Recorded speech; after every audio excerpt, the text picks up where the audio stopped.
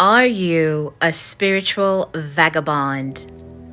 Are you going from prophet to prophet to prophet to prophet to prophet to prophet to prophet to prophet for a new prophecy, a new word?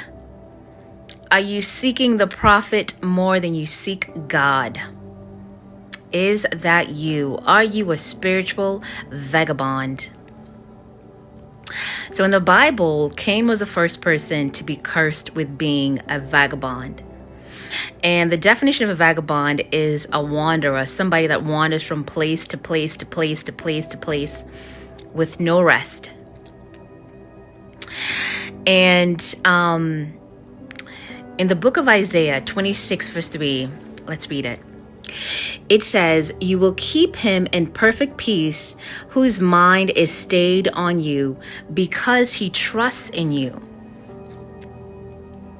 Are you seeking shelter in the prophet's home rather than seeking God to be your shelter? The first prophet told you the same thing.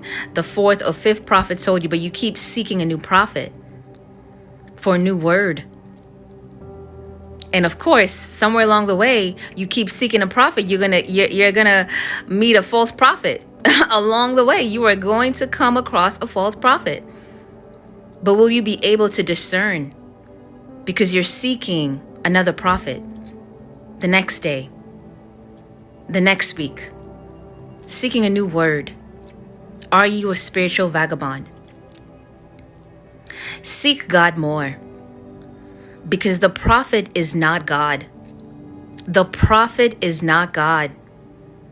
The prophet is of service to God. The prophet is a servant of God. Seek God.